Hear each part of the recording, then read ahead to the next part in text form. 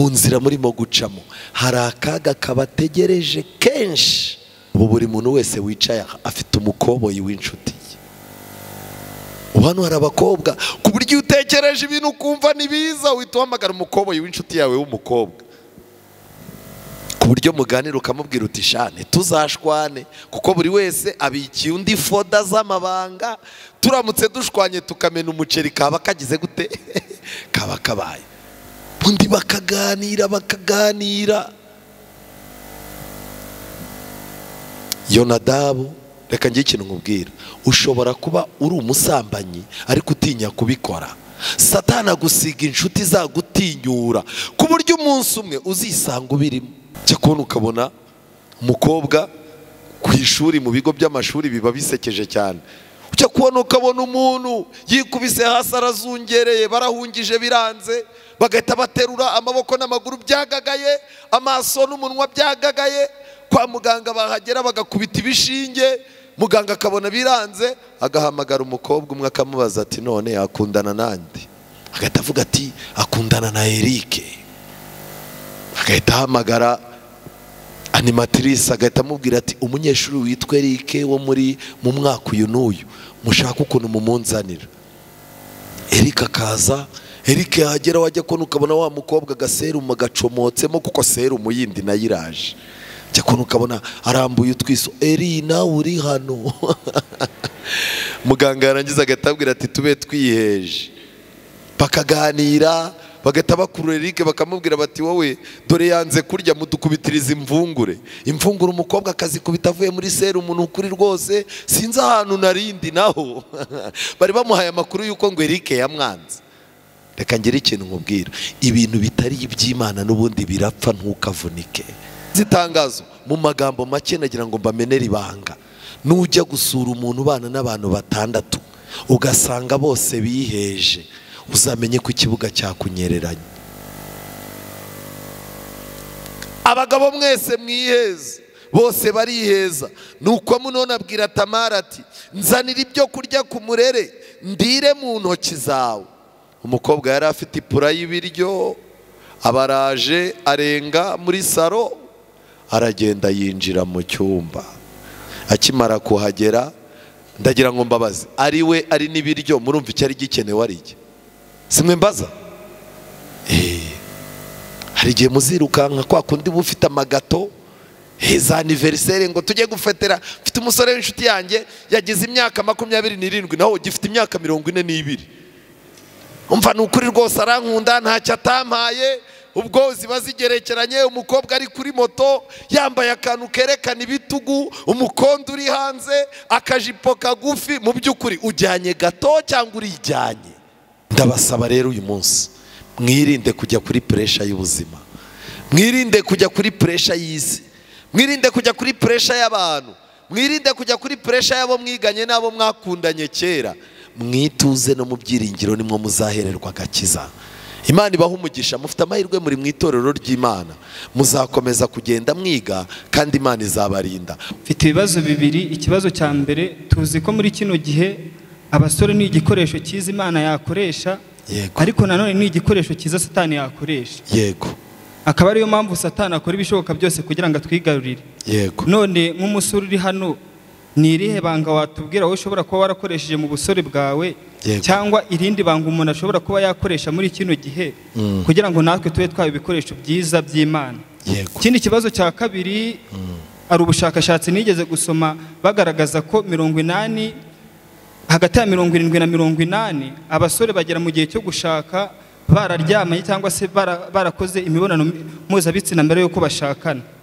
None haramutse hari umusore wubaha Imana ubarizwa mu rusengero, wakaba yarihaye intego ko azakora icyo gikorwa ari uko yagiye gushakana cyangwa se ari uko yagiye imbere y'Imana, mbese muri makeya gusambana akaba byumva nko mu makuru y'ahandi, akaba atarigeze abikora n'inshuro n'imwe, ariko akaba yaganira n'umuntu wubatse akamubwira ko naramuka agiye gushaka ataragerageza icyo gikorwa cyangwa atarabikora n'inshuro n'imwe, bishobora kuzatuma urugo rwe rutagenda neza. Nk'uwo musore kandi agishije inama umuntu benda wageze muri icyo gihe, nk'uwo musore wamugira nama ki? Murakoze. Murakoze cyane.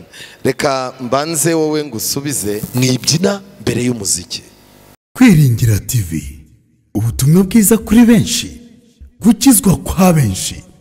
Matayo 24 umurongo wa 14. Murakoze cyane.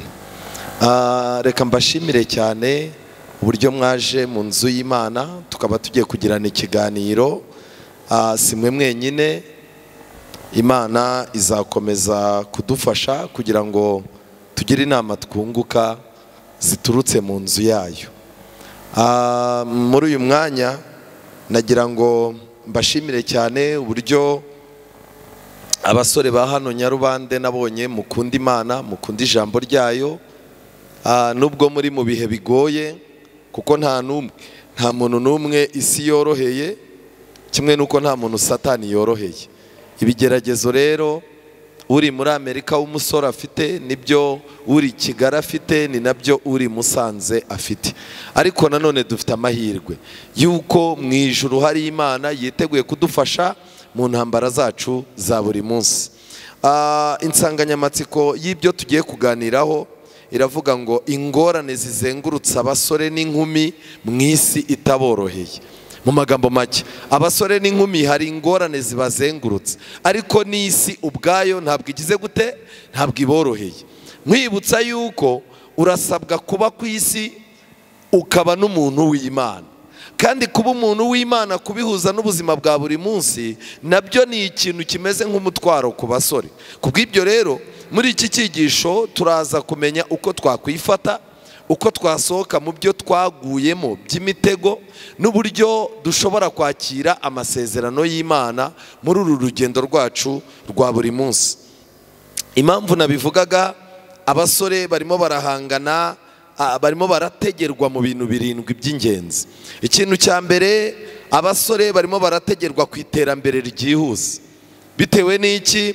Imbere y'umusore hari ubukene, hari abasore bakennye, hari abasore bafite amashuri make bakeneye kuyongera, hari n'abasore bamaze kwiga ariko babashomeri. Kubw'ibyo rero, igihe cyose uzaba uri muri aya matsinda atatu, uri umukene, warize ariko ukeneye gukomeza amashuri yawe, cyangwa warayarangije ukeneye akazi, umuntu wese azagutegera ku kintu cyitwa iterambere. Kubw'ibyo rero, abantu b'Imana bagomba kumenya uko bitwara mu ntambara yo gutera imbere, kuko intambara yo gutera imbere irandeba nawe irakureba. Ariko muri iyo ntambara yo gutera imbere nimo dutegerwa hambere. Hakabiri dutegerwa abasore ni mu marangamutima y'umubiri. Amarangamutima y'umubiri ashobora gutuma ureba umukobwa, ukareba ibibero bye, ukareba uburyo ateye neza, ukumva amarangamutima yawe aramukeneye. Kimwe nuko n'umukobwa nawe yabona ibimenyetso runaka by'ibintu irari rye rimusaba, akabibona ku muhungu, bigatangira gutuma abo bantu bakururana. Rero kimwe mu bintu naje kubona, abantu bakunze gukururana bitewe n'ibimenyetso by'irari, abo bantu ntibajya bakunda kubana. Cyokoze bamarana igihe, bagasambana, bakaryana ubuzima, ubundi bakazashwana, kuko abantu bameze gutyo abubaka ni bakeya. Nshuti zanjye, abantu benshi bategewe ku marangamutima y'irari y'umubiri, kuko kenshi na kenshi hari igihe umusore asura umukobwa, akabwira umukobwa ati nawe uzaze kunsura, wagerayo akagutera inda, yamara kugutera inda ukamubwira uti ibi bintu nzabikwiza he, agahita akubwira ati niba ubishaka uze ukomeze uba umugore. Mu by'ukuri ntabwo yapangaga kuba umugabo, nawe kandi ntiwateguraga kuba umugore. Kubw'ibyo rero, ibaza umugabo n'umugore bagiye kubana, buri wese nta byari biri mu mutwe, bazaza bahora basunika. Uwo ni umutego wa kabiri. Umuntu ashobora kugufatirana akurikije amarangamutima y'umubiri wawe n'intege nke zawo. Icya gatatu, abasore bategewe kuri pressure y'umuryango. Pressure y'umuryango, igitutu cy'ababyeyi n'abavandimwe. Ariko uracyamara iki hano? Tuvuye mu bukwe bw'umukobwa mwiganye, ubu wabuze n'umuntu ugutwara koko, uzaza uhora urya ibiryo byacu. Umusore bakicara bakamubwira batari kuri muzima, nta kana ubona waduha. Ese niba udafite ububasha bwo gukora ubukwe, washatse ukuntu utera umukobwa inda byibuze ukatuzanira umwana tukamurera. Pressure y'ababyeyi ituma abantu benshi bashobora kugenda bakajya mu ngo batateganyaga. Puresha y'ababyeyi ishobora gutuma umuntu ava iwabo akagenda akajya gufata geto, kandi muri geto akazahakura amateka atazapfa yibagiwe. Aho hantu naho turahategewe. Ahantu ha kane dutegewe ku bucuti n'amasezerano y'ubujiji twagize turi batoya. Ubucuti, umuntu akaza akakubera inshuti, mwagendana ari umukobwa w'inshuti yawe, hagahita avuga ati ariko we, kandi ubwo uwo musore bari inshuti abona ari imbwa yanga ko babana, ariko wajya kumva aravuze ngo he pase we, uriya muhungu ko mbona yitonda kandi yarambwiye ngo aranagukunda kandi nta n'ibyo yakubwiye. Ni ukuvuga ngo kuri iki gihe umukobwa yikuraho umusore umeze nk'umutwaro amugereka ku wundi. Ubucuti rero ni ikintu abantu barimo gutegerwamo gikomeye, ariko noneho muri ubwo bucuti hari abantu batezwe n'imitego ya kera. Hari ukuntu wicara murimo kuganira n'umusore wenda mwiganaga ku ishuri, muriga muri tronkome, akagufatirana muri iyo misa yarakuguriye voka, muganira, yarakwigishije n'isomo rimwe ryagutsindaga waritsinze, yarangiza akagucunga akakubwira ati we uzi ko naraye ndose uncika warongowe n'undi muntu. Ukambwira uti si ibyo bintu wabirose, ubwo wabirose uhereye shanima munyamara mbona nubwo ngukunda igihe kizagera ukanyanga, none rero ngwino tugenda. Akakujyana nk'ahantu ku ishuri munsi y'igiti, yarangiza akakubwira tuba Imana iri kumwe natwe, ndahirira yuko utazabana n'undi uretse njye. Ikintu gisekeje ni uko we aba afite uburenganzira bwo kujya gutereta abandi bakobwa, ariko wowe uhora uziritswe na ryaki ya magambo, ndabyibuka munsi y'igiti namubwiye ko nta wundi muntu tuzakundana, ubu uyu muntu ko kubu nabigenza gute? Niyo mpamvu Bibiliya iravuga ngo shyira umurinzi ku munwa wanjye. Jya usaba Imana ishyira umurinzi ku munwa wawe, we gupfa guhubuka ngo usezerane ibintu bibonetse byose. Ntukajya upfa gusezeranira umuntu ibintu by'ahazaza kandi utarahagera, utarahareba. Ubu abantu benshi rero baziritswe n'amasezerano ya kera y'ubucuti bagiranye n'abantu.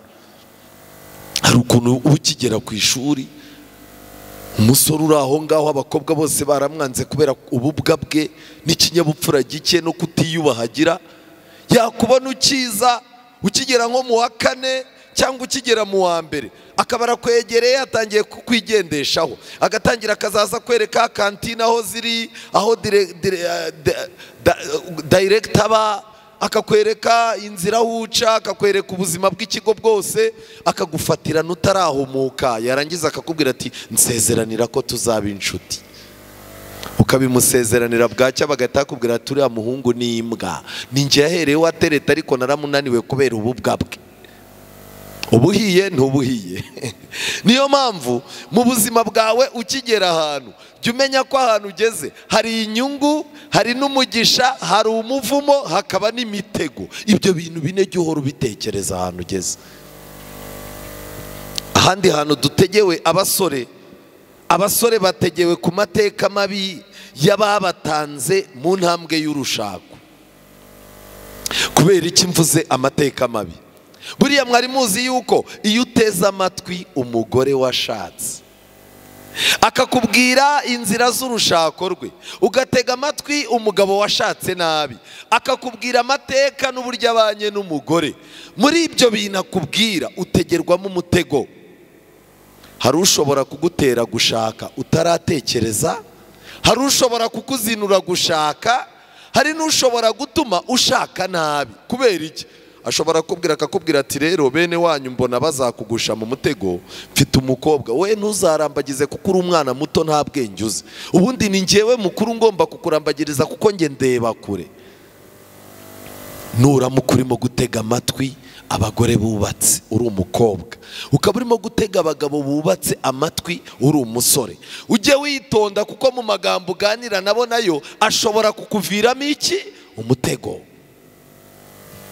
Ahantu ha karindwi abasore bategerwa ni ugutegerwa ku byo bifuza.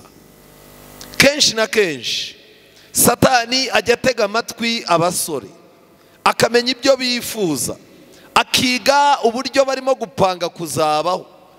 Nk'ubu nagira ngo mbabwire, iyo wicaye ugapanga ubuzima, Satani araza agakopera uko ibintu byawe wabitondetse, yarangiza Satani akaza akabigutondekera mu buryo bunyuranye n'uko ubishaka.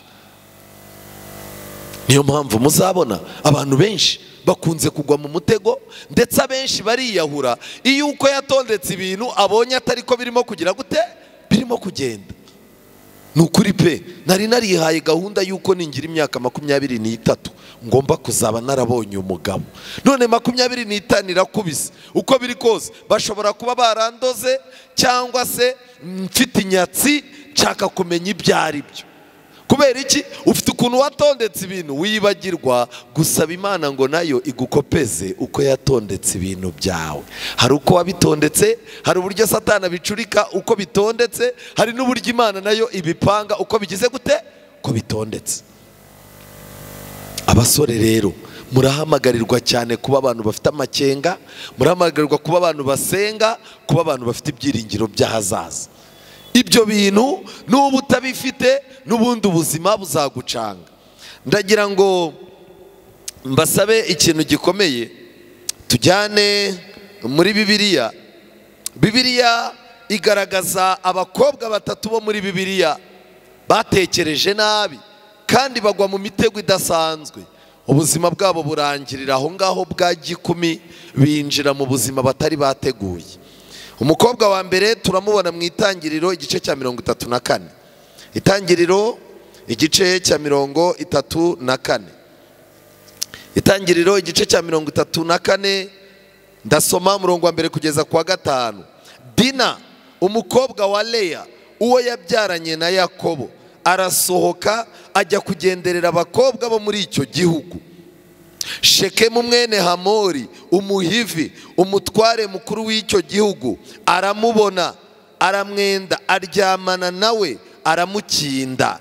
Amarira umutima kuri Dina umukobwa wa Yakobo, aramukunda, amubwira neza. Shekemu abwira se Hamori ati nsabira uyu mukobwa. Yakobo yumva yuko Shekemu yagize gutya. Bafite Bibiliya?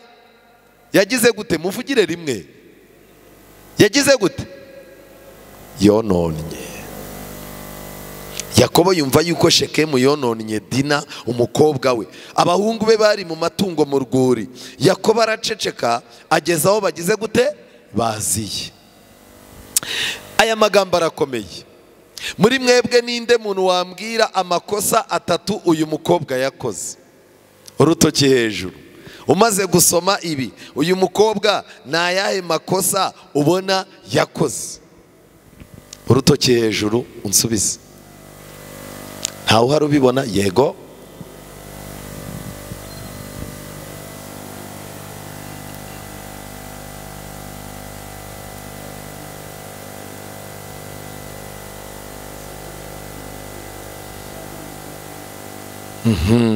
Yes. Undi ufite uko abyumva, ndashaka umukobwa. Yego. Ushaka kuvuga ajya atambuka aze hano imbere kugira ngo ijwi ryanyu cyangwa babahe mikrofone. Yego. Umukobwa ufite uko abyumva. Yego. Icyambere tubona, ikosa rya mbere yakoze, uyu yari umwana wo kwa Yakobo. Abana bo kwa Yakobo bari bafite amasezerano, bari batandukanye n'abahandi. Ikosa rya mbere rero, hano Bibiliya iravuga ngo arasohoka ajya kugenderera abakobwa bo muri icyo gihugu.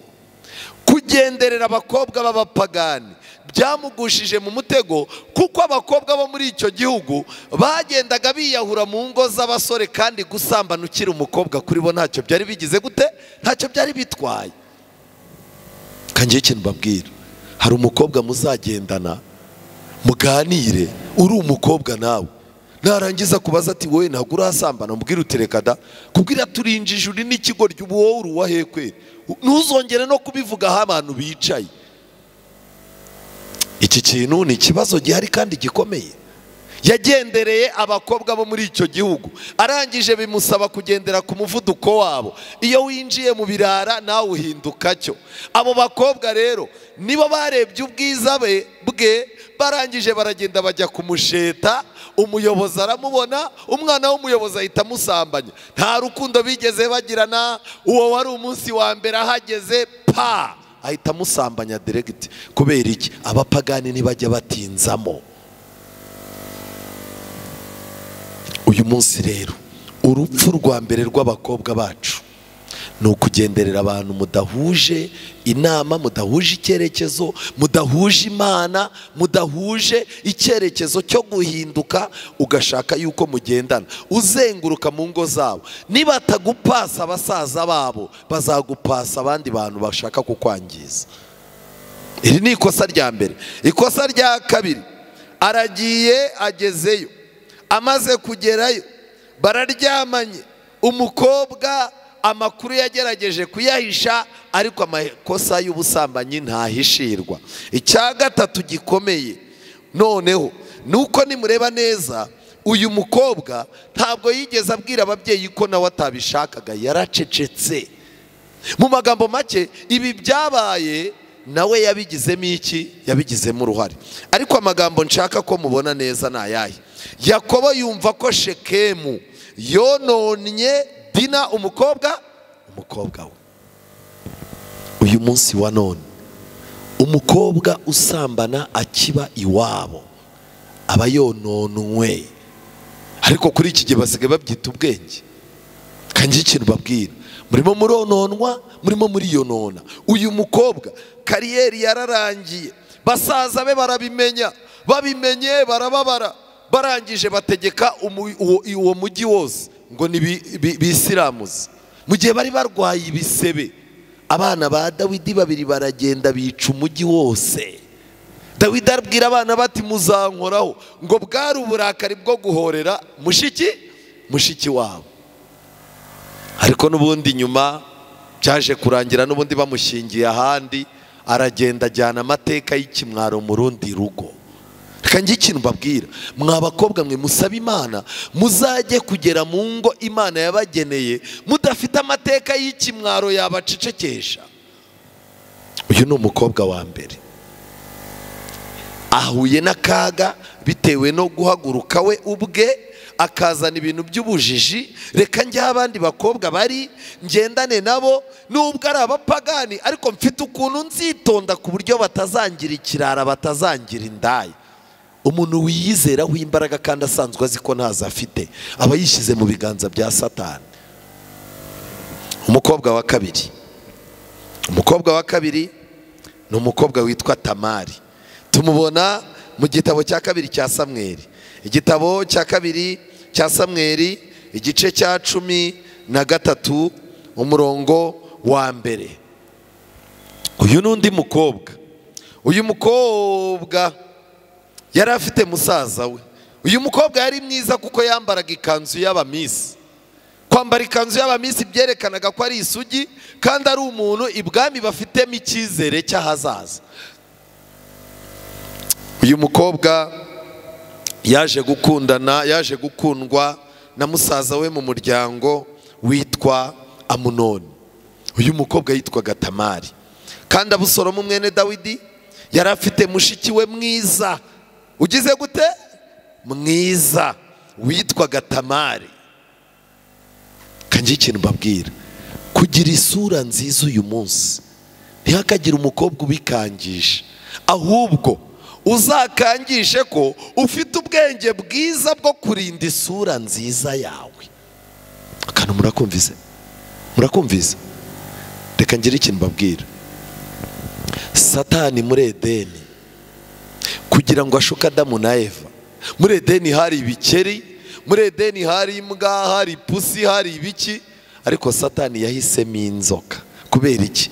Ngo inzoka yari nziza ku buryo yaragurukaga izuba ryayirasa kunda ikabengerana.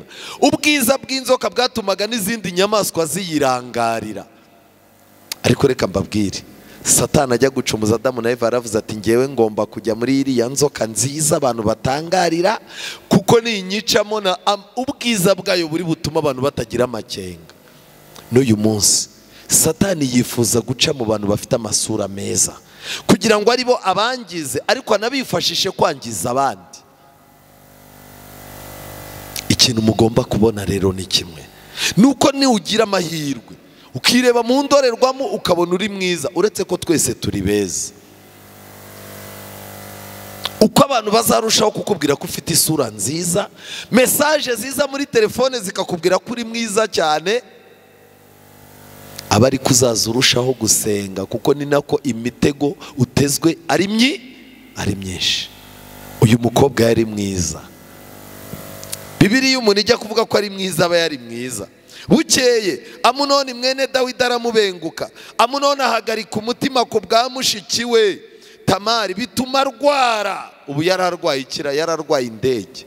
Iruba ry'ubusambanyi ryinjira mu muntu ku buryo umuntu arya ntarye, akaryama ntasinzire, agakanura ntabone neza, yajya kwa muganga bakubita igipimo bagasanga umuriro warenze. Ariko reka ngire ikintu mbabwira, ubu mwe muracyari abasore, hari abantu murimo kurwarira indege ubu mutazapfa munabanye, ku buryo numara gukura uzaza wibaza utari ko iriya myaka buriya nari injiji, nari narasaze, nari ndi mu biki. Cyakubona ukabona umukobwa ku ishuri, mu bigo by'amashuri biba bisekeje cyane. Ujya kubona ukabona umuntu yikubise hasi arazungereye, barahungije biranze, bagahita baterura amaboko n'amaguru byagagaye, amaso n'umunwa byagagaye, kwa muganga bahagera bagakubita ibishinge, muganga akabona biranze, agahamagara umukobwa umwe akamubaza ati none akundana nande? Agahita avuga ati akundana na Eric. Agahita ahamagara animatrice, agahita amubwira ati umunyeshuri witwa Eric wo mu mwaka uyu n'uyu, mushaka ukuntu mumunzanira. Eric akaza, Eric yagera wajya kubona ukabona wa mukobwa gaserumu gacomotsemo, kuko serumu yindi nayo iraje.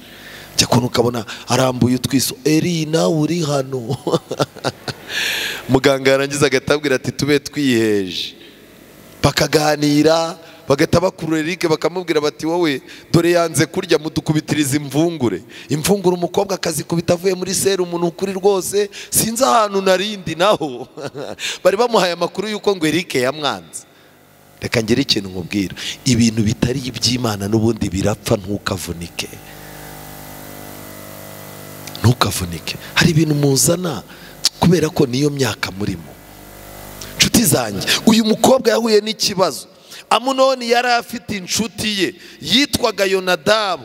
Yonadabu mwene Shimeya mukuru wa Dawidi. Kandi Yonadabu wo yari umugabo w'iki? Abafite Bibiliya? Ingurumbanya. Mu magambo make yari umutubuzi, yari umuntu w'incakura, w'umukoboyi, ku buryo dosiye yose umushyizemo ayigufasha. Ubu buri muntu wese wicaye afite umukoboyi w'inshuti ye. Hano hari abakobwa ku buryo utekereje ibintu ukumva nibiza, uhita uhamagara umukoboyi w'inshuti yawe w'umukobwa, ku buryo muganira ukamubwira uti shane tuzashwane, kuko buri wese abikiye undi foda z'amabanga, turamutse dushwanye tukamena umuceri kaba kagize gute? Kaba kabaye. Undi bakaganira. Yonadabu, reka ngiye ikintu nkubwira, ushobora kuba uri umusambanyi ariko utinya kubikora. Satani agusiga inshuti zagutinyura ku buryo umunsi umwe uzisanga ubirimo. Yonadabu rero yitegereza uyu mwana Amunoni, aramubwira ati ariko ko mbona utakirya unanuka bimeze gute? Aramubwira ati rero nakunze umukobwa kabisa. Aramubwira ati se waramubuze? Genda wirwaze, nurangiza umwake se isazamwohereza. Kiriya gikobwa ntabwo kijya kigira amakenga, kigira impuhwe zirimo ubujiji, uzabona kije ugisambanye.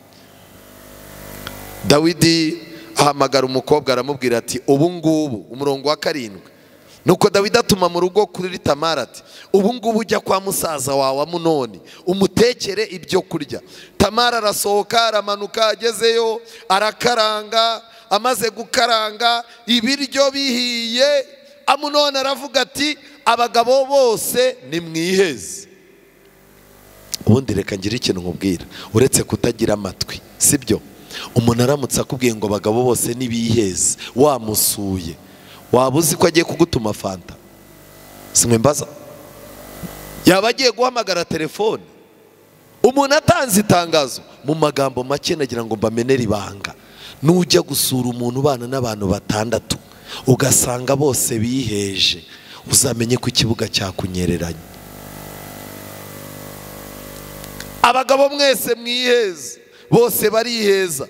Nuko Amunoni abwira Tamari ati nzanira ibyo kurya ku murere ndire mu ntoki zawe.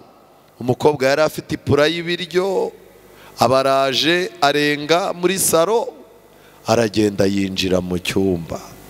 Akimara kuhagera, ndagira ngo mbabaze, ari we ari n'ibiryo, murumva icyari gikenewe ari iki? Simwe mbaza? Hari igihe muzirukanka kwa kundi bufite amagato, za anniversaire ngo tujye gufetera. Mfite umusore w'inshuti yanjye yagize imyaka 27, naho gifite imyaka 42. Umva nukuri rwose arankunda, ntacyo atampaye. Ubwo ziba zigerekeranye, umukobwa ari kuri moto yambaye akantu kerekana ibitugu, umukondo uri hanze, akajipo kagufi. Mu by'ukuri ujyanye gato cyangwa urijyanye? Simwe mbaza. Umukobwa bahise bamusambanya. Tamari arangije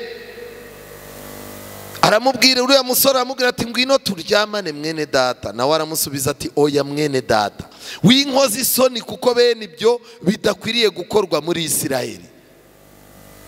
Gusambana bikoze isoni, ariko iyo ubikoze bwa kabiri n'ubwa gatatu wumva ntacyo bitwaye. Mbese nkanjye izo soni nazicana he? We gukora iby'ubupfu nk'ibi, kandi nawe waba ubaye igiki? Igicucu. Muri ino minsi umuntu w'ikirara, umuntu w'inzoga yihishe, umuntu w'umusambanyi, umuntu utagira icyo atinya, bamwita umunyabwenge, nyamara imbere y'Imana n'imbere y'ukuri ko kubaho aba ari igicucu. Kuna abasore bajya bicara bakaganira, ukumva barimo barabazanya umubare wabo basambanyije.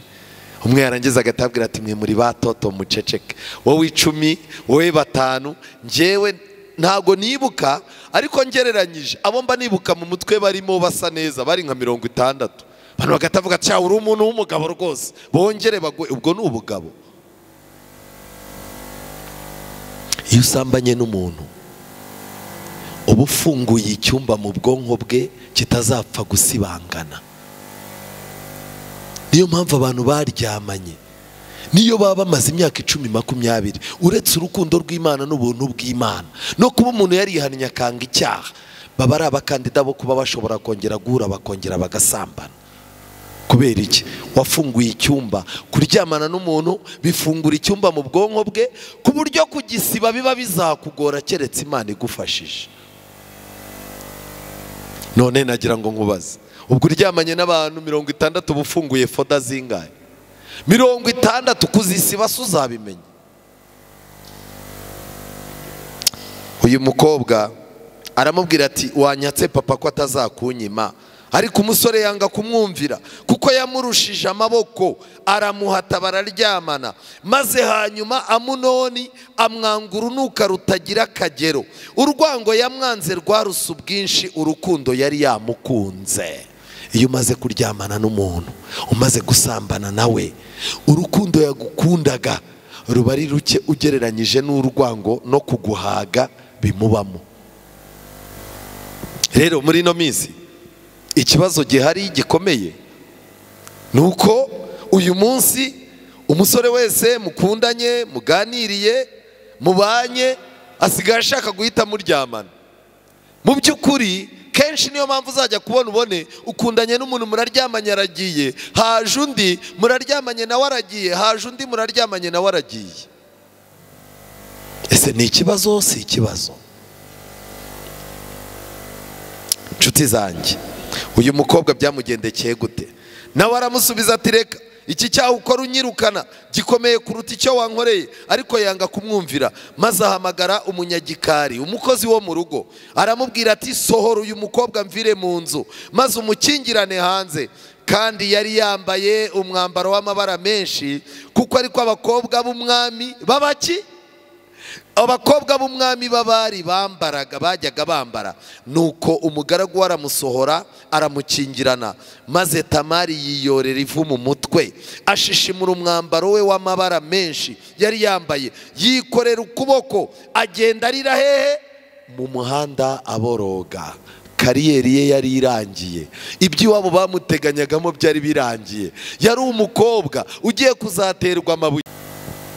Kagira ikintu nkubwira, gushaka kugendana n'igikundi mwakuranye kidafite indangagaciro nziza, mu gihe cyose ugiye gushaka icyo gikundi akaba ari cyo kiyobora ibitekerezo byawe, amahitamo yose icyo gikundi akaba ari cyo kigukoresha. ba bantu mwasangiye amayoga, mwajyanaga mu tubyiniro mwajyanagahe, nuba n'umugabo uzahora ufata imyanzuro mibi.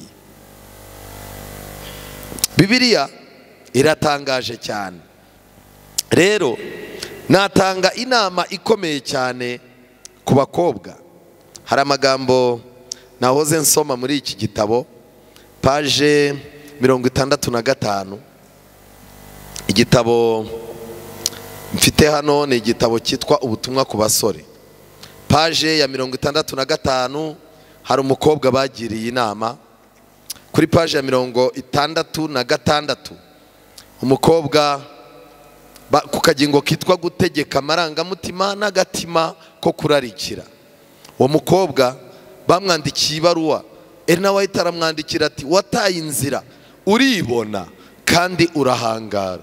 icya mbere yataye inzira y'iby'Imana, icya kabiri aribona, ni umwibone. abakobwa babibone bakunze kugwa ku mutego wo gushakwa n'abandi basore babibone. abibone babiri ntibajya babana, ntago bibaho. uribona kandi urahangara. mu magambo make ni umukobwa utinya ibyo abandi bakobwa batinya, we akabitinyuka. kurarikira no gutwarwa birimo biragenda byigarurira ubugingo bwawe bwose. uzatuma ubuzima bw'ababyeyi bawe busharirirwa. mu magambo make, uko witwara wa mukobwa bifitanye isano n'ubuzima bw'ahazaza bubi bw'ababyeyi bawe. uzazanira umubabaro n'ikimwaro abakobwa bagenzi bawe. hasi kuri paji ya 66 haranditswe ngo ntabwo wubaha ababyeyi bawe, ushira isoni, urinda shima kandi ntiwera. iyo mico y'imezamajyo ikuranga ni imbuto zera ku giti cyangiritse. urishyira ukizana, ukunda abahungu kandi ni nabo ukunda kugira insanganyamatsiko y'ibiganiro byawe. ibyuzuye umutima nibyo akanwa kavuga. ingeso zakurushije imbaraga ziragutegeka, kandi wize kubeshya kugira ngo ushyire mu bikorwa imigambi yawe. umukobwa watangiye kubeshya kiba ari ikimenyetso cy'uko muri ibi bintu 7 afitemo ikintu kimwe arimo gupangira. icya mbere, ntabwo aba yubaha ababyeyi be cyangwa se abashira isoni.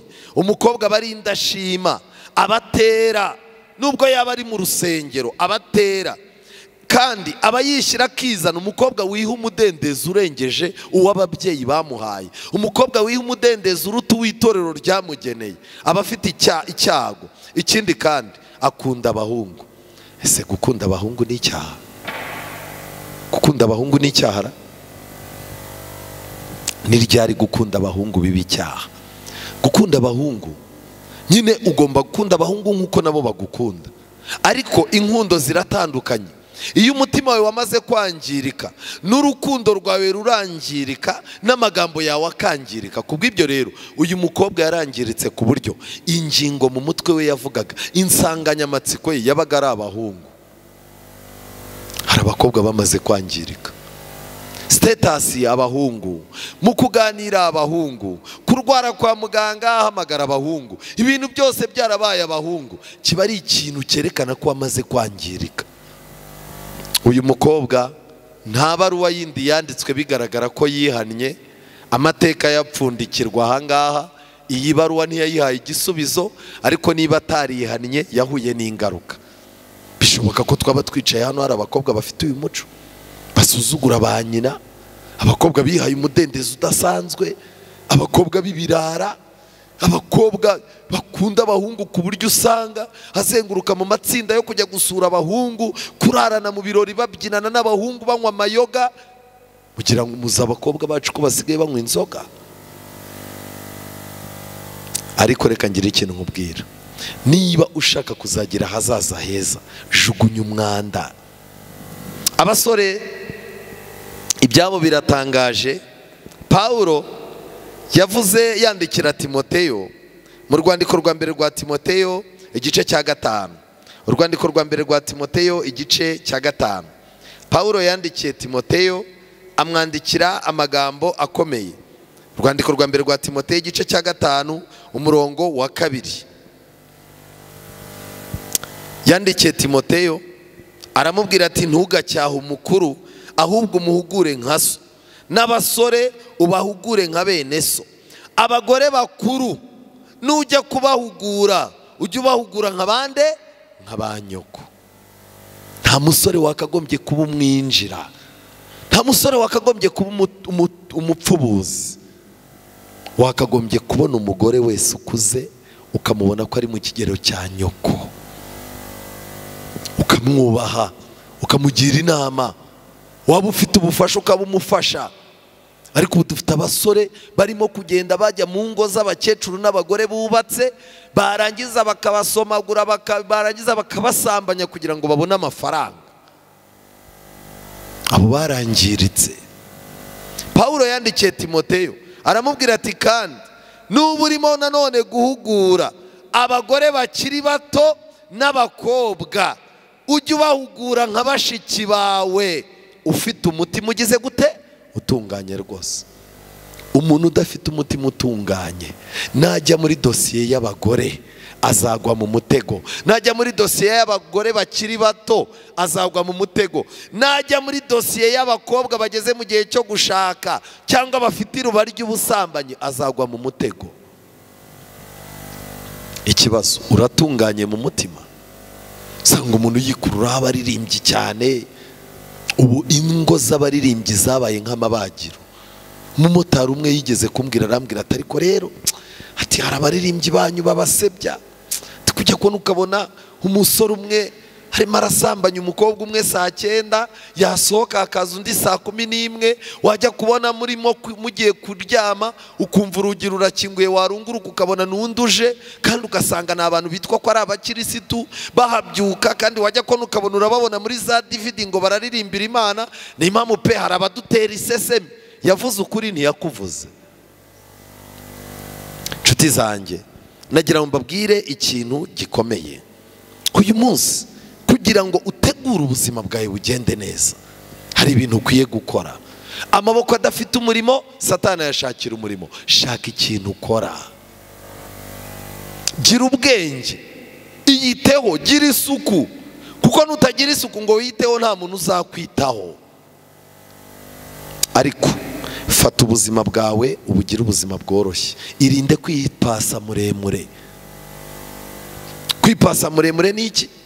Wowe urimo urashaka umusatsi w'ibihumbi 40, urimo urashaka telefone y'ibihumbi 300, urimo urashaka inkweto 3 z'ibihumbi 40, urashaka kandi kuzaza ugenda ukarya ukagira gute.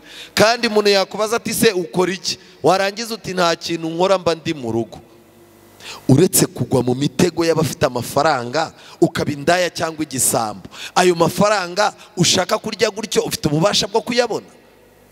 Mushyira umupira hasi, mwibyina mbere y'umuziki. Nshuti zanjye, ndagira ngo mbabwire ikintu gikomeye. Hari abantu babiri, umuntu wa mbere n'umuntu witwa Yakobo. Yakobo kurambagiza byaramuvunnye, yakoresheje imbaraga z'umubiri n'imbaraga z'urukundo. Yakobo ku munsi wo kumuzanira umugeni bamuhaye umugeni atarambagije, bimusaba indi myaka ingahe? 7. Imyaka 7 yaravunitse bamuzanira uwo yashatse. Yakobo gukundana kugira ngo abone uwo yakunze byamutwaye imyaka 14. Ni gute ukundana n'umuntu umwaka umwe byapfa, mwagirana ibibazo ukishyira mu mugozi, cyangwa ukumva urababaye gukaraba ntubugikaraba ukavuga ngo ubuzima burarangiye? Burangiye gute? Wari wagira imyaka 14 wowe mu gukurikirana uwo muzabana? Ikindi mugomba kumenya, aha ku rusengero hari abakomisiyoneri. Hari umuntu azareba hano amuhamagara amubwira ati uriya mukobwa ndamushaka ariko mbona ntamugeraho, uzagenda umunganiririze, nitubana nkwemereye 500 kashi. Niko uzajya kubona ubone umumama araje arakubwira ati ariko kudashaka ugeze igihe, umubwira uti hoya ntago ndabitekerezaho. Utabitekerezaho gutari kuzi kuri inkumi nziza, uzi ukuntu abantu birirwa bakuganira. Hari umuntu mfite rero noneho ni umukire hano ku rusengero pe, ni umuntu yambwiye ngo aragukunda, yambwiye ngo aragushaka, kandi koko narebye mbona mwakubaka kuko ateye neza nk'uko nawe njya mbona uteye. Agashyiramo umunyu, umukobwa tuzamuzane ndebe ko byacamo. Kangira ikintu babwira, bazabagurisha mwicaye. Ukeneye ubwenge, ukeneye gusenga, ukeneye kubana n'Imana, ukeneye kuyishyuza amasezerano, ukeneye kujugunya umwanda w'ibyaha kugira ngo uzinjire mu rugo rwawe utari bururaga amafuti n'amahano. Abajene rero, ikintu cyihutirwa mushobora gukora kugira ngo ubuzima bwanyu bumere neza. Reka ndeba abasore bari hano bavuka mu ngo z'Abadivantiste, mushyire ikiganza hejuru, hejuru cyane. Abasore bavuka mu ngo z'Abadivantiste 80-90%. Reka nirebere abadakomoka mu miryango y'Abadivantiste, yewe muri bake cyane rwose. Paje ya 74, paje ya 74, iki gitabo cyitwa Ubutumwa ku basore, hari amagambo akomeye. Paje ya 74 mu ntega amatwi haranditswe ngo, ndabwira abasore nk'umuntu uzi kandi wahishuriwe n'Uwiteka akaga kabategerereje mu nzira mucamo. Ernest White niwe wabyanditse. Mu nzira murimo gucamo hari akaga kabategereje kenshi. Ukwiyemera kuzabagusha mu mutego w'umwanzi Satani. Kugira gute? Kwiyemera. Kwiyemera ni wo mutego wa nyuma uzagusha abasore. Ntabwo abasore bagisha inama Imana kandi ngo bayigire ubuhungiro bwabo n'imbaraga zabo. Munega amatwi, abana b'ababyeyi bubahiriza isabato. Abana bakomoka ku babyeyi bubahiriza iki? Isabato. Abana bakiriye umucyo mwinshi. Mu magambo make, mwe mwahawe amahirwe, mwatangiye gusenga kuva muri batoya. Abana bakiriye umucyo mwinshi kandi bitaweho mu mpuhwe zihebuje. Ababyeyi banyu bakoresheje impuhwe zihebuje babitaho. Bashobora kuba ari bo bazagira umurage ukojeje isoni. Bashobora kuba ari bo bazabiba mu muyaga bagasarura serwakira. Abana b'abaki bakomoka ku babyeyi b'Abadivaniste. Kubera iki? Nibo Satani arimo guhiga, nibo yagize target. Satani arashaka ko musubira mu nzoga, mugasambana, mukiba, mukazamujya gushaka mutatekereje, mwarangiza mukikora ibyo abisi bikora. Abisi nibabona ingaruka ko kanya, ariko mwe mukazibona ko kanya. Murimo murabiba mu muyaga. Satani arabizi ko muzasarura muri serwakira. Ernest White amaze kubona aya magambo, Imana imaze kumuhishurira iki kigeragezo yuko abana bakomoka mu ngo z'Abadivaniste bashobora kuzabiba mu muyaga bagasarura serwakira. Ernest White yaravuze ngo, nahitamo kubona abana banjye barambikwa mu mva bagashyingurwa aho kubabona batera intambwe igana ku rupfu. Aho kubona umwana wanjye ari mu rukundo rudasobanutse, aho kumubona yasubiye mu nzoga no mu matabi, aho kumubona agendana n'itsinda ryapfuye, aho kumubona yambaye ubusa ansebya arimo no gusebya Imana yo mu ijuru, nakwishimira kumubona aryamye mu isanduku. Yarakomeje ati, kuri nge igihamya giteye ubwoba cy'uko naba nararereye abana banjye kugira ngo bazarwanye Imana yo mu ijuru, ngo bazongere ingabo z'abahakanyi mu minsi iheruka, kandi ngo bagende munsi y'ibendera ry'umukara rya Satani, byaba ari igitekerezo kibabaje cyane kandi giteye agahinda. Ernest White yahisemo ko icyamubera cyiza ni ukubona abana be bari mu mva bashyinguwe aho kugira ngo ababone barapfuye bahagaze.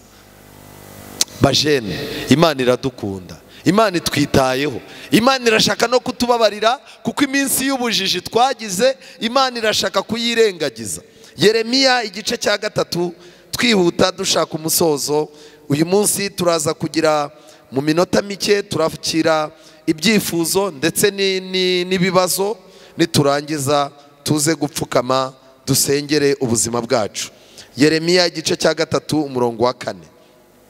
Yeremiya 3 umurongo wa 4 haranditswe ngo, mbese uhereye ubu ntiwajya untakira uti data we, uri umuyobora wo mu bukumi bwanjye.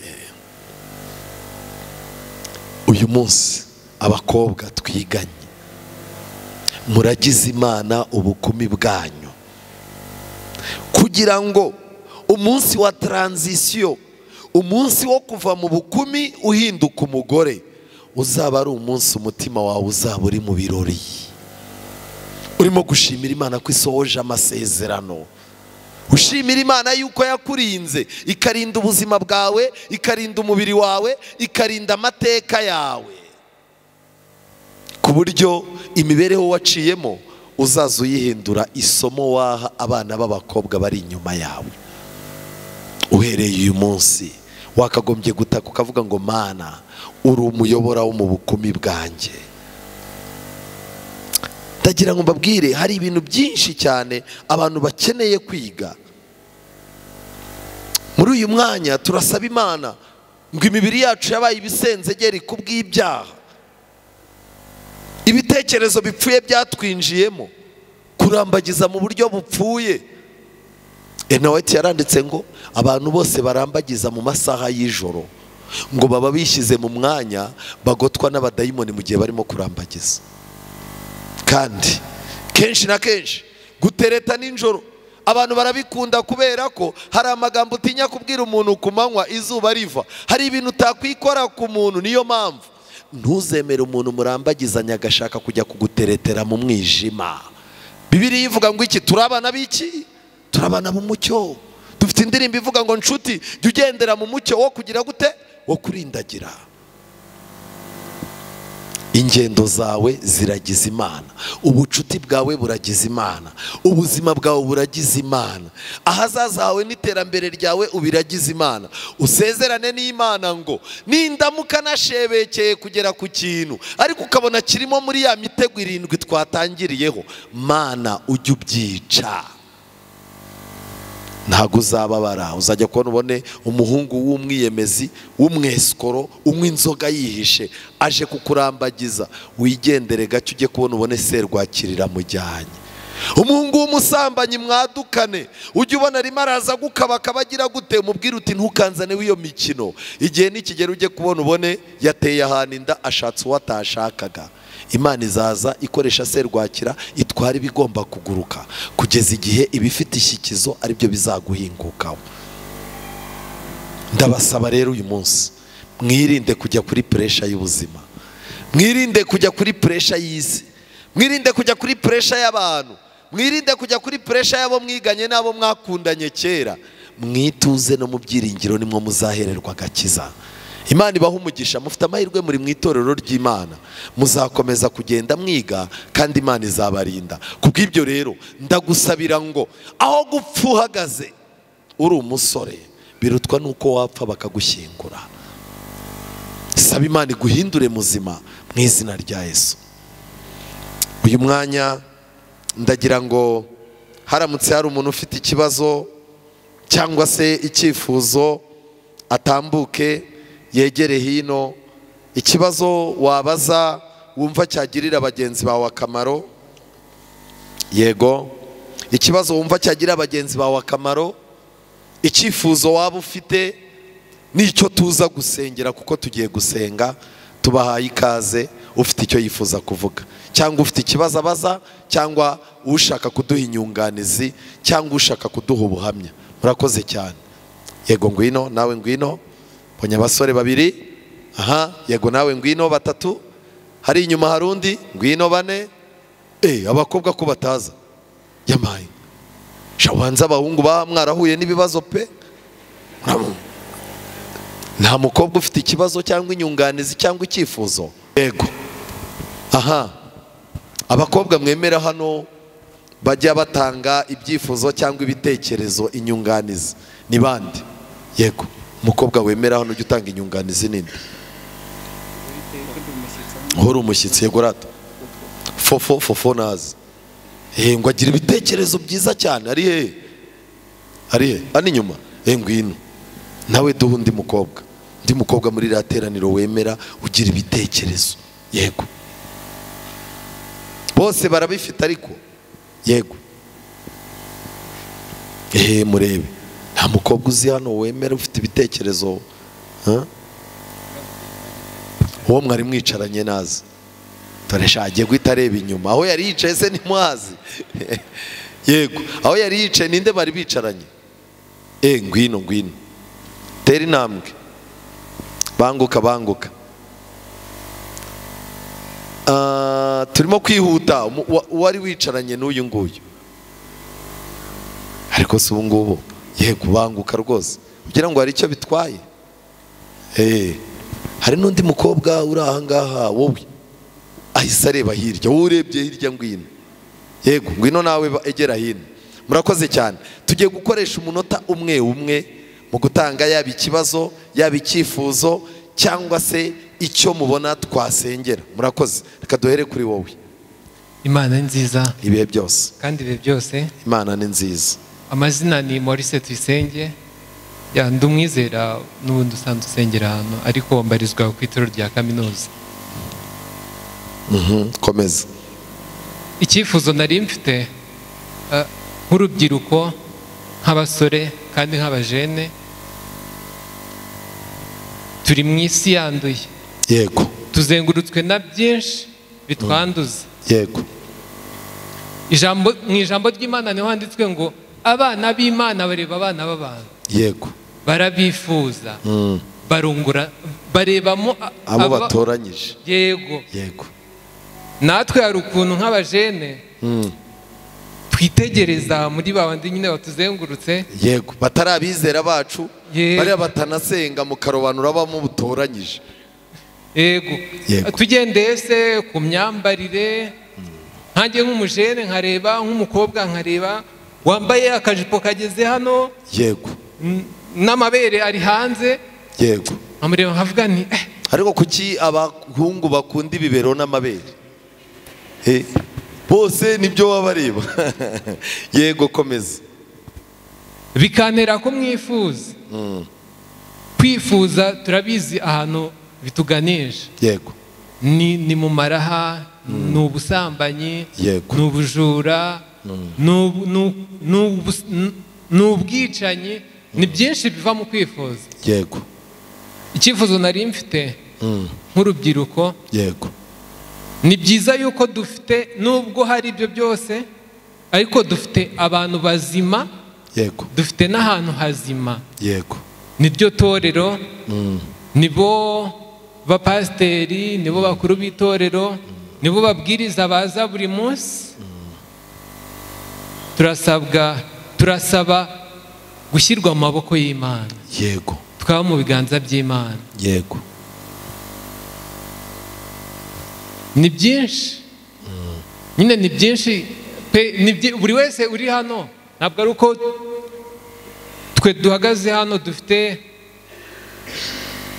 ahari se icyo nakwita experience cyangwa se imibereho myiza ya gikristo yo mu rwego rwo hejuru. Yego. Ariko ni ukuri abajene muri rusange, Satani aradushaka pe. Yego. Ndetse asa naho adufite. Turasabwa gushyirwa mu biganza by'Imana. Murakoze cyane, ni nacyo turi busengere. Urakoze cyane. Yego, umunota umwe. Murakoze. Amazina ni Ndoyezu Valence. Yego, Vale. Abamaze muri iri torero imyaka 5 ngizereyemo abasore. Ni inama ngenje kubaho nk'umusore. Nuko icyo Imana idutegeka ari ukugendera mu nzira zayo, kandi tukajya twumvira ibyayo ibiko ibidutegeka. Yego. Rero nk'abasore, nimba dukeneye ingo, tujya twiragiza Imana izo ngo kugira ngo zizabe iz'umugisha, n'abazazikomokamo bazaba umugisha, kandi bazaba abakozi b'Imana. murakoze cyane. nk'abasore rero umubwiriza Imana yatwohereje azaza dusengera kugira ngo ibyacu byose bizabone umwami Imana agaruka. Nibyo mbasabira mu izina rya Yesu. Amen. Murakoze cyane. Murakoze. Amazina nitwa Tuyizere Joshua. Yego. Ndi umudivantiste w'umunsi wa karindwi ariko ntago mbarizwa kuri ino torero. Yego. Mfite ibibazo bibiri. Ikibazo cya mbere, tuzi ko muri kino gihe abasore ni igikoresho cyiza Imana yakoresha, ariko nanone ni igikoresho cyiza Satani yakoresha. Yego. Akaba ariyo mpamvu Satani akora ibishoboka byose kugira ngo atwigarurire. Yego. None nk'umusore uri hano, ni irihe banga watubwira wowe ushobora kuba warakoresheje mu busore bwawe, cyangwa irindi banga umuntu ashobora kuba yakoresha muri kino gihe kugira ngo natwe tube twaba ibikoresho byiza by'Imana? Ikindi kibazo cya kabiri, ari ubushakashatsi nigeze gusoma bagaragaza ko 80 hagati ya 70 na 80 abasore bagera mu gihe cyo gushaka bararyamanye cyangwa se barakoze imibonano mpuzabitsina mbere yuko bashakana.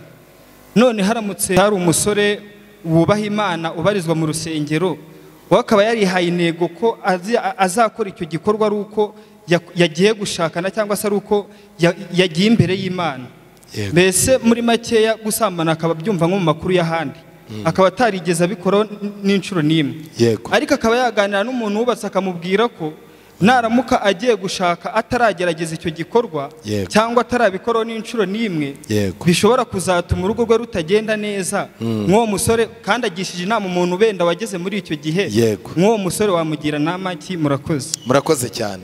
Reka mbanze wowe ngusubize. Icya mbere, urwandiko rwa kabiri rwa Timoteyo igice cya 2:21, nuko rero umuntu niyiyeza akitandukanya n'ibidatunganye azaba abaye ikintu cyo gukoreshwa iby'icyubahiro, cyejejwe kigirira nyiracyo umumaro kandi cyatunganyirijwe imirimo myiza yose. Iki ni icya mbere, kwiyeza no kumva ushaka Imana no gufata umwanya wawe, ubuzima bwawe n'ahazaza, ugashyira umupira hasi ukaza mu nzu y'Imana ugatuza.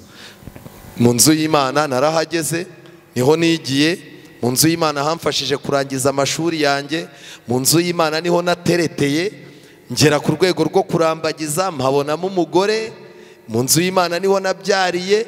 Naje gusanga umuntu uri hanze y'Imana aravunika cyane kuruta umuntu uri hehe? Mu nzu y'Imana. Rero icya mbere ni ukwiyeza no kwitandukanya n'ibidatunganye. Ikindi kandi kugerageza gutega amatwi abantu bakurusha experience bubaha Imana. Ikindi kandi kuragiza ubuzima bwawe Imana. Icyo ni ikibazo cya mbere. Ikibazo cya kabiri, ese umuntu ashobora kuzubaka urugo rukagenda neza atarigeze akora ubusambanyi mbere? Ko abantu bubatse ari byo bavuga, uzabirebe yuko abantu babikoze nabo ntibubaka. Niyo mpamvu ukwiye kwicara ugatuza ukamenya yuko Imana niyo izagufasha. Iyo ugize ubugoryi bwo mu cyumba bibabaza Imana, ariko Imana yiteguye kutwigisha. Mu biganiro byanyu by'abasore, muranyumva neza, iyo aba mwagendaga mugira ibiganiro mwazaza mugenda mwiga, mwazagera n'uburyo mwiga kuri byinshi. Ariko reka ngira ikintu mbabwira, uyu munsi wa none ni ngombwa ngo umuntu ajye gukora icyaha ngo kugira ngo azabe acanye ku maso najya kugera mu rugo iwe? Uko ni ukwiyangiza. Muranyumva neza, ni ukwitega amateka mabi. Twabyize rero. Icyo nagira ngo mbwire ngiki, aho kugira ngo ujye mu rushako ufite amateka mabi, uzajye mu rushako witwa injiji, kuko ubujiji burakosorwa ariko amateka mabi ntagira gute? Ntahanagurwa. Igisubizo ni icyo ngicyo, sibyo? Ikindi kandi, wa mukobwa we, mu gihe uri kumwe n'umusore murambagizanya, uko iminsi y'ubukwe iba yegereje niko umubiri uba ushyushye, niko buri muntu aba afite urukumbuzi rw'undi, niko n'abadayimoni baba barimo gukora cyane. Niyo mpamvu byaba byiza ko mwazaza mwihaho muhurira heza, mukubahana, umwe akarindisha undi isezerano, akamubwira ati nindamuka mbanye nawe byanga byakunda twararyamanye, ndabizi ko umunezero wacu w'ahazaza uzangirika. Kubera iki? Umwana wa mbere aravuka ugatangira utari kuyu n'uwangera, nkanjye ndi igikara ugatangira utumwana n'abatari igikara si uwanjye. Kubera iki? Utangira kuvuga uti wabona uko wanyoroheye turyamana ariko n'abandi wagize gute? Waboroheye. Ni hahandi uzajya kubona ubone umugore yagiye nk'ahantu i Kigali, ugahita ufata telefone, alo uri hehe? Ubu ndi mu modoka rwose ndi mu modoka ya Virunga ndimo ndazamuka nza. Hoya ntabwo uri mu modoka, mashoferi numve koko kuri mu modoka. Bahorana umutima ubarya kubera iki? Satani abakumvisha ko bya bindi mwakoranye yagiye no kubikora mu bandi. Mwikwiraga umwanda rero. Yego, Imana iguha umugisha kandi ubajije icyifuzo cyiza, ubajije ikibazo cyiza. Bura gukora, reka ngire ikintu mbabwira. Iyi Musanze murimo mu gihugu cyose niyo ya mbere irimo abantu bazi gukoresha amaboko n'ubwonko. Niyo ya mbere irimo abantu bafite amafaranga. Nibo abantu batigeze bagira ubunebwe, batigeze bashaka gukira batavunitse. Ariko birababaje kuba ufite papa wawe w'intwari ukora, uzinduka hinga, uzinduka aterera, urwana n'ubuzima, wowe ugashaka yuko mu mwaka umwe uraba ugeze ku bukire bwa so ageze mu myaka 20, warangiza ukirirwa imbere y'ikiryabarezi kikaraga. Reka mbabaza, niba ikiriya cyuma cyitwa ikiryabarezi, ubwo umurezi ninde? Simwe mbaza, umurezi ninde? Umurezi n'uwagiye kugira gute kugikina, kuko ni ikirya abaki abarezi. Buriya n'ubuzima buciriritse, mwitoze gukora. Ndi kumwe rero n'abakobwa, Imana ibahe umugisha cyane. Waje ufite n'isoni, ndashaka uko ibariza ikibazo urasubiza mu isoni bigakunda. Abahungu baha n'abakobwa baha barashakana cyangwa ntibajya bashakana? Uri umushyitsi, ntacyo tubwire muri no Musanze. Ari abahungu bo mu itorero n'abakobwa bo mu itorero barashakana. Niba badashakana ubona ari iyihe mpamvu ibitera? Murakoze. Twabivete ngewe uko mbibona n'ahandi naho nsengera, ntago abasore bo mu itorero bashakana n'abakobwa bo mu itorero. Kubera iyihe mpamvu sinzi impamvu. Ubwo abasore nibo bayizi kuko nibo bafata urugendo rwo kujya gutereta hasi. Nibo bazi, wakabaye wabibajije nk'umusore wenda kuko nibo baba bafite impamvu ituma bajya ahandi. Mwebwe abakobwa nimujya mujya ahandi? Ntago wajya ahandi kandi uwo mu rusengero rwanjye yagutereza, ahubwo bajya gutereta abahandi n'abakobwa nabo bakajya ahandi. Umuyobozi w'abasore ngwino hano, ibintu byakomereka. Uyu mukobwa n'umushyitsi aranarengana n'ibintu bya ntabizi. Abasore baha hari amatsinda abiri. Hari abajya gushaka abakobwa bo mu itorero ariko bakajya gushaka abahandi, abo ni abambere.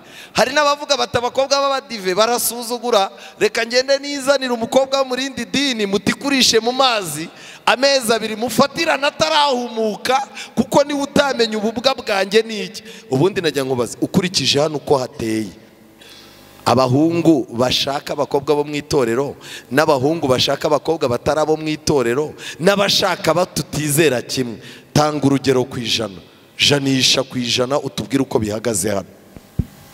Tubwire n'impamvu. Mukuri uko hano bihagaze, abashakana ba hano ni nka 20%. Abashaka ahandi bagashaka mu Badventiste byagera nko kuri 70%. Naho abashaka abo mu yandi madini bakaza bakabatizwa, nabyo biri ku rugero ruri hejuru, birenze 50. Ko numva byarenze igipimo. Namuhaye gukorera ku ijana, abishyize ku 140. Yego ngwino hano. Nawe arimo aravuga ati uyu muyobozi, uyu mubwiriza azagenda nyuma y'ibyumweru 2 ariko nge nzasigara n'aba bantu. Wowe rata ubona ari bimeze gute? Murakoze. Nyine twabunani Emmanuel atutse ku itorero Gisenera Kinigi. Mpamvu abakosore bakunda gushaka nk'abantu muri itorero. Kenshi nagane n'abasore bagenzi bawe dukunda gusenga, aravuga ati mpamvu tukunda kudashaka abasore abakobwa mu itorero ryacu bakunda kwambara utuntu tw'utumeni, bakanda abakobwa mu zindi itorero barasokoza, bafite inshingano mbese ibyo badive bemera nyine tu. Ariko bya badive bataye umuco mbese w'abadive nyine. Abadive dukunda gushaka abo hanze umukobwa wo hanze araca uravuga hanze mu rindi torero ryacu cyangwa mu rindi dini? mu rindi dini, kubera ko uramubona akunda gusokoza, akambara umwenda mbese nk'uyu wanda yambaye umujene nyine, akunda no gusokoza, ariko abadiva barimo bataye mbese imicoza nk'abadiva dushaka nyine, kandi icyo dushaka abakobwa bagezweho nyine bakora barasokoza, bakambara mbese n'ibintu bitari tugufi nyine. mva ukuntu abivangavanze sha. Ariko reka mbabaza, i Musanze ko mwagiraga ukuri mwabaye incabiranya ryari? Ubu habuze umuntu umbwiza ukuri koko? Mu iteraniro ry'abajene tungana gutya habuze umusore umbwira ati impamvu ibitera ni yego rata, ngwino umbwiza ukuri, ngwino uvuga ukuri kw'i Musanze rata, vuba n'ukuntu bagiye bambeshya beshya, yego rata. Murakoze cyane. Nitwa Samuel Nkurunziza, ndi umwizera wa hano.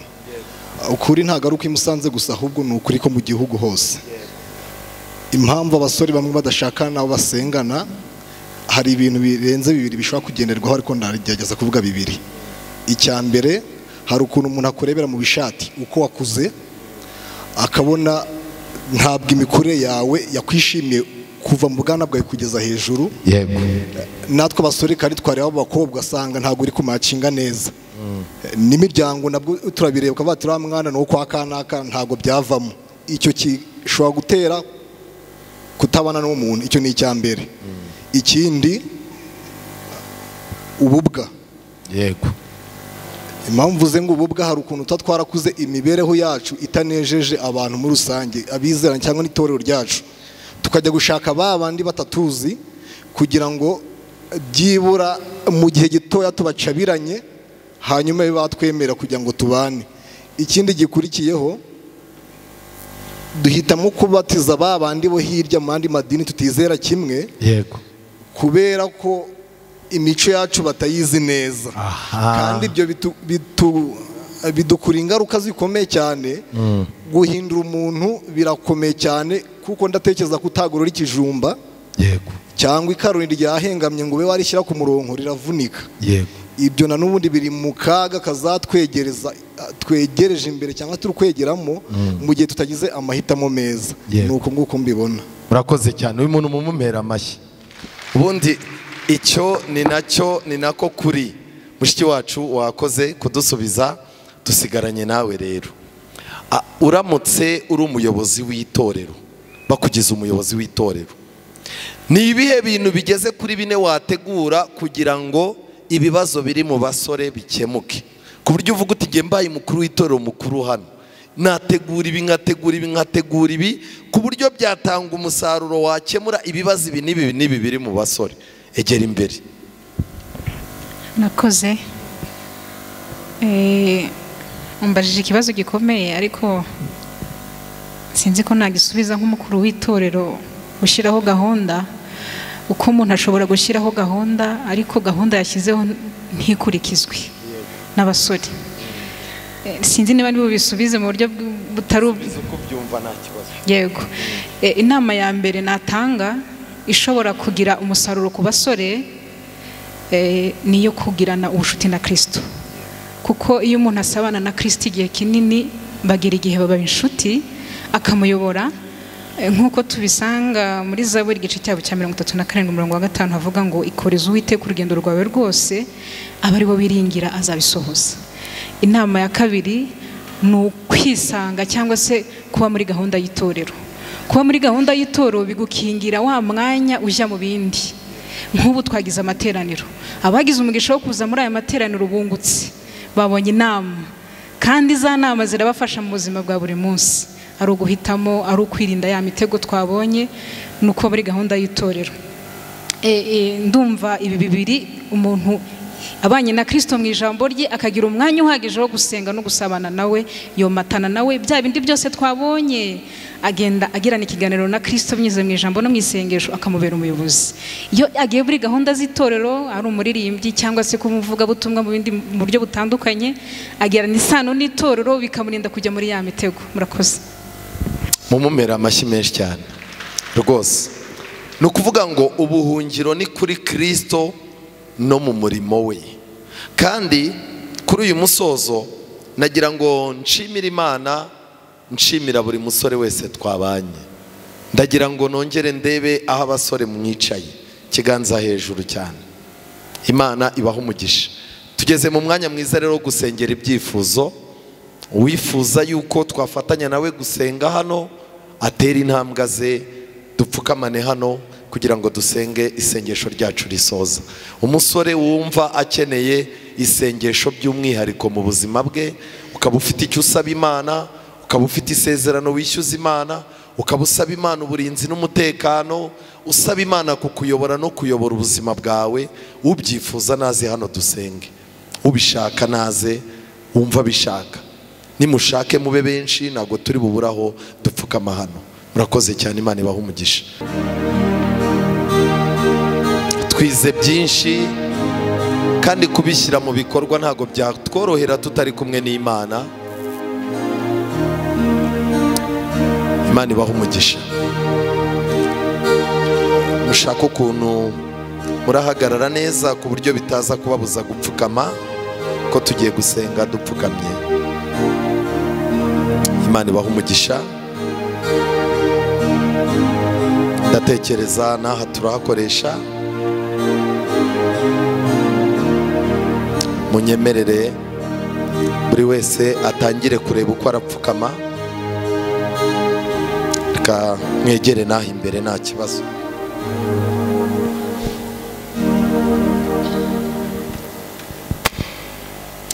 Uwiteka Mana nziza, izina ryawe rihabwa icyubahiro. Abana bawe tunejejwe cyane n'ibihe byiza dukomora kuri wowe. Waradukunze, waraturinze. Hari imyobo myinshi Satani yagiye aca, uradusimbutsa, izina ryawe rihabwa icyubahiro. Ariko ntibivuze yuko Satani atagiye aturasa, yagiye arasa ubuzima bwacu. Amateka yacu yarakomeretse, imibiri yacu yarangiritse, gufata imyanzuro kwacu kwarangiritse. Ariko uri Imana itanga amahirwe, ongera uduha amahirwe, uduhe n'ububasha buzatuma tutayapfusha ubusa. Pfukamanye n'abana bawe barimo kugira ngo ubahe amasezerano yawe bayafate mu kiganza. Ubahe umutima w'imbabazi n'impuhwe, ubahe umutima w'amakenga, ubahe umwuka wawe wera kugira ngo bamenye gutandukanya icyiza n'ikibi. Witeguye kubaha amababa kugira ngo bajye baguruka basimbuke imitego bahatezwe. Uri Imana ishaka gukoza umuti ku maso yabo kugira ngo babashe kureba kure. Ubafite ibihe byiza, iminsi yo kujijwa kwabo urifuza kwirangira uyu munsi ngo batangire kugendana nawe. Dore muri uru rusengero rwawe bagize amahirwe yo kureba iminsi yahise, basanga iteye ikimwaro, basanga iteye agahinda, ndetse iteye n'impamvu zatuma barira. Ariko ugiye kubahindurira amateka kuko uri Imana itanga amahirwe. Bategewe mu bushuti, bategewe mu iterambere, bategewe ku mubiri, bategewe mu mateka, bategerwa ku nyungu z'ababyeyi n'ibindi byose. Kandi nibatabona ubwenge bwawe bazakomeza babigwemo. Muri uyu mwanya abana bawe barihannye. Abakobwa nk'uko Yeremiya yabivuze, baguhaye ubukumi bwabo ngo ube umuyobora wabwo. Kandi turabizi neza yuko ugushikamishije umutima uzamurinda b'amahoro masa. Tukweretse ubuzima twaciyemo ngo nibuzabe umutwaro, nibuzabe inyundo ihora iduhondahonda, ahubwo duhe ubuzima bushyashya. Abana babo bahindurira ubuzima, bahindurira amateka. Mwami Uwiteka, hari abafite imiryango ifite ibibazo, hari abo kandi Mwami Uwiteka ubuzima bwabo barimo kureba imbere ntibahabone. Ndakwinginze bambika amarinete yo kwizera bareba imbere. Hari abafite inshuti ariko bakirimo gukekeranya, bakeneye gufata umwanya bagasenga kugira ngo bamenye ko izo nshuti koko ari izo wabahaye, kugira ngo batagwa mu mutego nk'uwo Dawidi yaguyemo. Batabare ndakwinginze. Hari abandi bafite agahinda, hari abandi bafite amateka afite agahinda, ariko Mwami Uwiteka uri Imana ishobora gutegura. Tukweretse n'abarimo kwitegura ubukwe kugira ngo imitego ya Satani ijye ifata abasore bagiye gukora ubukwe, kugeza ubwo babukora bugatera Imana isesemi, bugatera n'itorero isesemi. Abo basore bagiye gukora ubukwe ndakweretse ngo barinde, ubafashe, ubaha ubwenge, ubaha amakenga. Aho Satani azabategera uzabafashe kugira ngo bahasimbuke. Kandi Mwami Uwiteka uyu muryango w'itorero waduhaye uduhe kuboneramo amahoro n'umugisha. Uwishe ibicumuro bye ntazagubwa neza. Twatuye ibyaha byacu. Buri mwana wawe wese arifuza kugira umutima utamushinja ikibi. Ngwino tubabarire. Ubuzima bwacu twabukurindishije, amateka yacu, iterambere ryacu, ubwenge bwacu n'amahitamo yacu bibe muri wowe. Kandi guturuka uyu munsi uturindire mu izina ryawe ryera, uturindire muri wowe kandi uturindire mu itorero ryawe, kugeza igihe ibihe byiza bizatugeraho tukava muri uru rwego rw'abasore, aba bana bawe bagahinduka abagabo n'abagore bagushima, bakazaba abantu b'intangarugero isi izafatiraho urugero. Uzabibashoboze kuko ari byo bifuza, kandi uhire ibiganza byabo n'ubwenge bwabo ngo ibyo bakora bya buri munsi, ubwenge bwabo bakoresha batandukanye icyiza n'ikibi, ubwongere, ubongerere ubushobozi bw'amaboko, ubongerere n'ubushobozi bw'urukundo rw'umutima. Tubisabye twizeye mu izina rya Yesu, amen. Kwiringira TV, ubutumwa bwiza kuri benshi, gukizwa kwa benshi. Matayo 24:14.